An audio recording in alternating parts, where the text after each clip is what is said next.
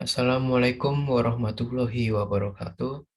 Perkenalkan, nama saya Dani Dwi Yulianto, NPM 201010502127 dari Prodi S1 Teknik Mesin kelas 02 atau B, dengan dosen pengampu Bapak Ihwan Taufik, Sarjana Pendidikan Magister of Engineering dari Universitas Tidar. Dalam video ini, saya akan memaparkan hasil tugas saya mengenai konsep dasar metrologi industri. Di pembahasan yang pertama, saya mengenai konsep dasar metrologi industri. Dan yang kedua, mengenai ukuran dan toleransi dalam metrologi industri. Ya, langsung saja untuk pembahasan yang pertama. Apa itu metrologi?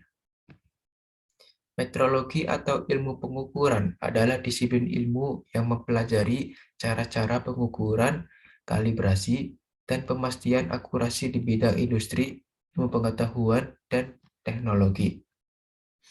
Metrologi mencakup 3 hal utama, yaitu 1. Penetapan definisi satuan-satuan yang diterima secara internasional, misalnya meter. Yang kedua, perwujudan satuan-satuan ukur berdasarkan metode ilmiah, misalnya perwujudan nilai meter menggunakan sinar laser. Dan yang ketiga, menetapkan nilai keterlusuran dengan menentukan dan merekam nilai akurasi suatu pengukuran dan menyebarluaskan pengetahuan itu.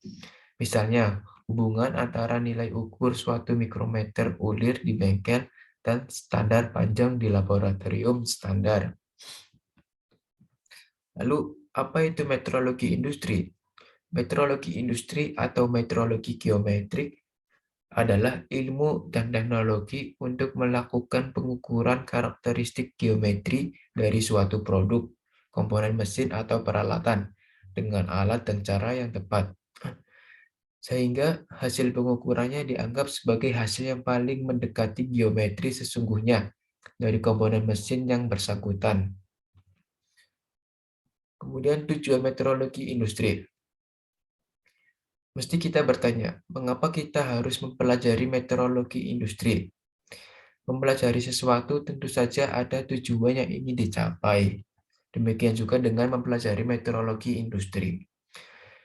Secara umum dapat dikatakan bahwa mempelajari industri idealnya adalah menguasai seluk-beluk pengukuran, sehingga bila diaplikasikan di bidang perindustrian, akan diperoleh hasil atau produk yang presisi dengan biaya yang semurah mungkin. Jadi memang untuk memperoleh hasil yang ideal tidak mungkin 100% dapat dicapai.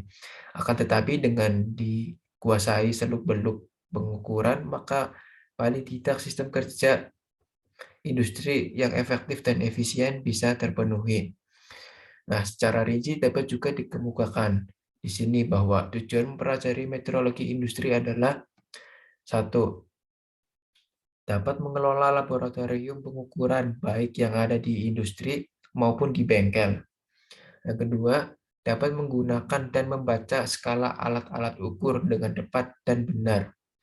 Yang ketiga, dapat menentukan dan memilih alat-alat ukur yang tepat sesuai dengan bentuk dari objek yang akan diukur. Dan yang keempat, dapat mengalibrasi dan memelihara alat-alat ukur sehingga alat-alat ukur tetap terjamin ketepatannya bila digunakan untuk pengukuran. Yang kelima, memiliki pengetahuan tentang sumber-sumber penyimpangan pengukuran dan dapat menentukan bagaimana cara mengurangi seminimal mungkin penyimpangan tersebut. Yang keenam, dapat merendahkan biaya inspeksi semurah mungkin dengan penggunaan fasilitas yang ada secara efektif dan efisien. Dan yang ketujuh, dengan menguasai pengetahuan tentang kontrol kualitas, maka dapat membantu peningkatan produktivitas hasil kerja, baik hasil kerja di bidang pendidikan, keterampilan teknik, maupun di bidang perindustrian. Kemudian ada pengetahuan penunjang dalam mempelajari meteorologi industri. Walaupun sebagian besar alat ukur dapat digunakan dan dibaca skalanya, tapi ada pula sebagian alat ukur yang dalam penggunaannya masih memerlukan bantuan pengetahuan lain. Ilmu pengetahuan lain yang dapat menunjang dalam mempelajari meteorologi industri antara lain yang pertama itu ada matematika. Bagian matematika yang sering digunakan dalam proses pengukuran antara lain aritmetika, geometri, dan trigonometri, sinus, kosinus, tangen. Dan yang kedua ada fisika. Cabang fisika yang banyak membantu dalam mempelajari meteorologi industri antara lain yaitu mekanika terapan yang mencakup hukum, gerakan, lenturan, tekanan, bundiran, pekokan, dan momen inersia. Juga prinsip-prinsip optik atau lensa banyak terkait dalam peralatan ukur optik. Yang ketiga, statistik. Prinsip statistik banyak digunakan dalam mempelajari meteorologi industri masalah kontrol kualitas. Jadi, walaupun secara garis besar kita mempelajari meteorologi industri, akan tetapi tidak begitu saja mengabaikan masalah matematika, fisika, dan statistik. Karakteristik geometrik. Suatu produk bisa dikatakan mempunyai karakteristik geometrik yang ideal jika dilihat dari sisi 1. Ukuran atau dimensi sudah sesuai. 2. Bentuk sudah sempurna. Ketiga, permukaan surface roughness sudah halus. Ada juga faktor-faktor yang dapat memengaruhi suatu produk tidak geometri, yaitu 1. Pemilihan metode pengukuran geometri yang kurang tepat. Yang kedua, penyetelan mesin perkakas. Yang ketiga, keausan bahan atau peralatan. Yang keempat, gerakan mesin perkakas. 5. Perubahan temperatur. Dan yang keenam, besarnya gaya potong. Kemudian ada karakteristik fungsional. Karakteristik fungsional adalah karakteristik yang terkait dengan fungsi atau kegunaan suatu komponen. Sebuah mesin atau peralatan atau komponen part umumnya didesain dan dirancang untuk bisa melakukan fungsi tertentu. Hal ini berarti mesin atau peralatan atau komponen part mempunyai karakter fungsional. Lalu apa hubungannya antara karakteristik geometri dan karakteristik fungsional? Karakter fungsional ini salah satunya ditentukan atau dipengaruhi oleh karakteristik geometrik. Jadi jika kita hendak menginginkan kualitas fungsional terpenuhi dengan baik, kualitas geometrik juga harus diperhatikan dengan baik. Artinya karakteristik geometrik harus diusahakan seideal mungkin. Kemudian ada istilah-istilah dalam pengukuran. Yang pertama ada ketelitian. Istilah ketelitian dikaitkan dengan hasil pengetahuan yang mengacu pada benda yang akan diukur. Semakin mendekati antara hasil pengukuran dengan ukuran benda yang kerja yang diukur, maka dikatakan semakin teliti atau ketelitian semakin tinggi. Kata teliti dalam dunia keteknikan mempunyai dua arti. Yang pertama yaitu teliti yang dikaitkan dengan apakah hasil suatu pengukuran persis atau mendekati sama dengan ukuran yang sudah ditentukan. Dan yang kedua, teliti yang dikaitkan dengan proses pengukuran itu sendiri. Dan yang kedua ada ketepatan. Ketepatan sebuah pengukuran dikatakan tepat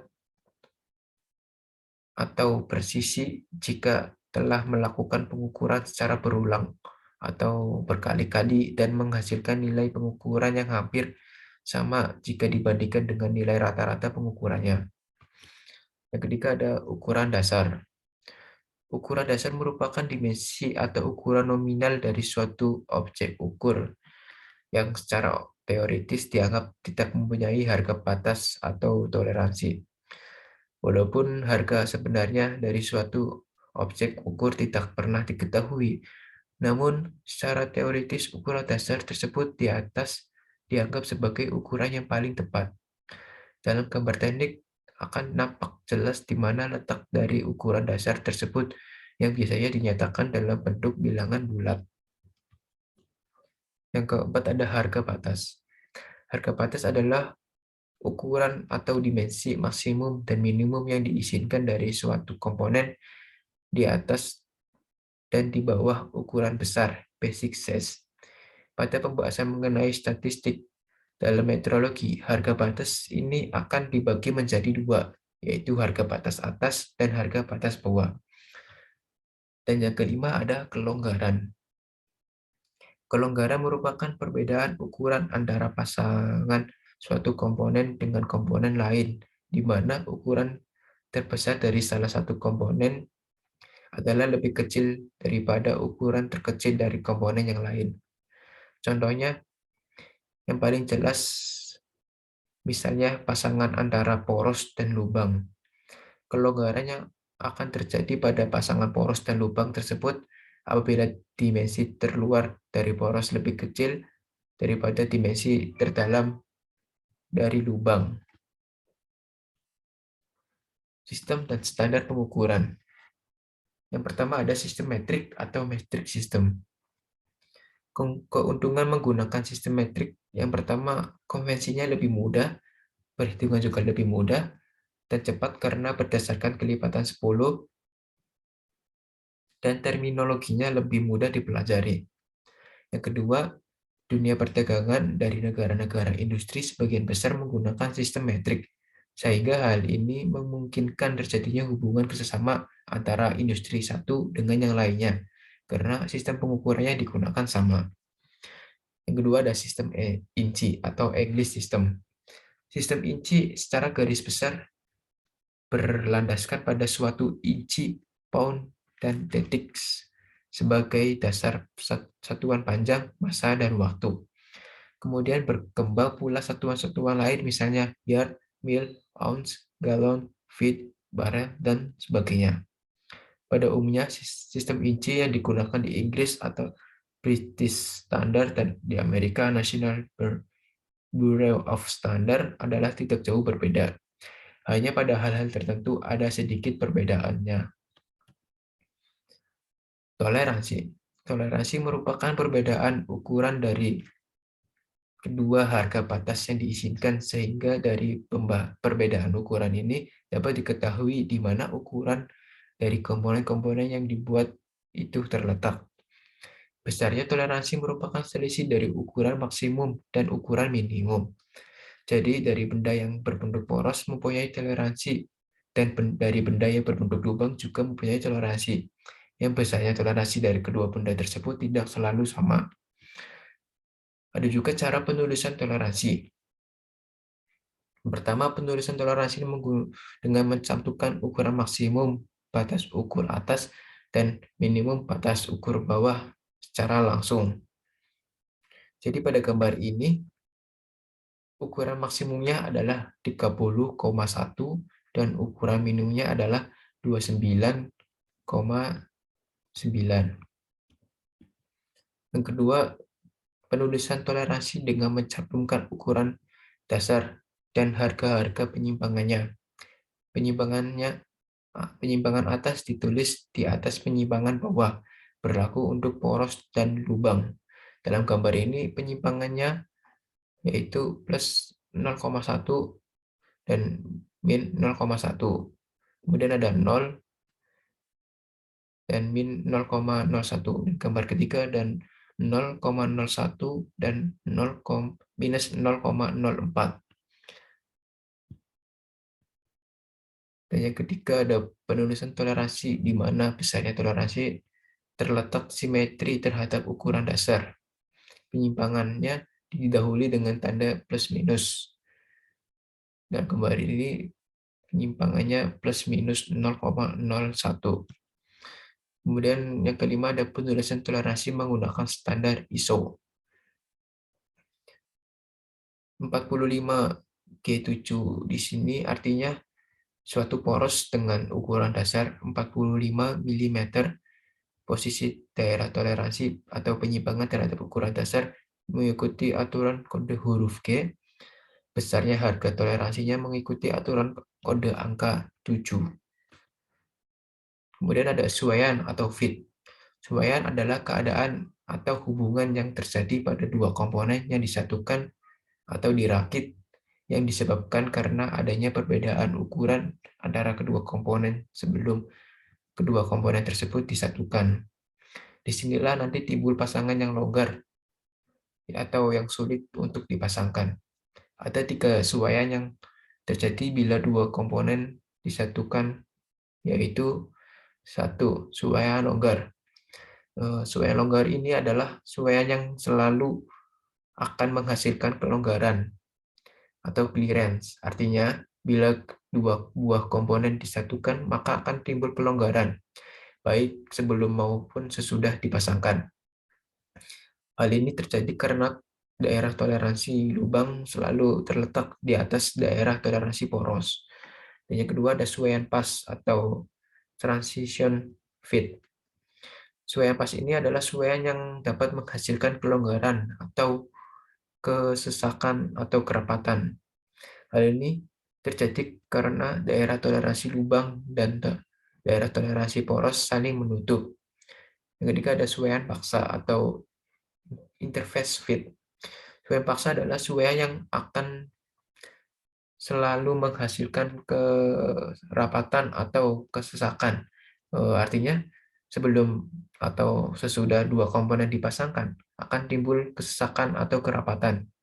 Hal ini terjadi karena daerah toleransi lubang suatu selalu terletak di bawah daerah toleransi poros.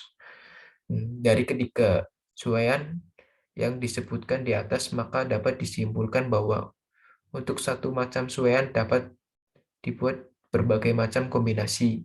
Misalnya, suaian paksa dapat dicapai asal daerah toleransi lubang selalu terletak di bawah daerah toleransi poros, tanpa memperpedulikan di mana letak daerah-daerah toleransi tersebut terhadap garis nol.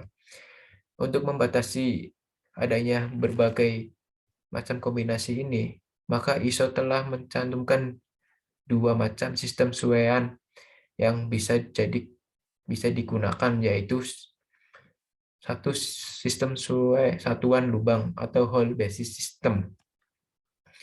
Semua toleransi lubang ditentukan di daerah H tanpa memedulikan tingkat suaian yang akan dibuat.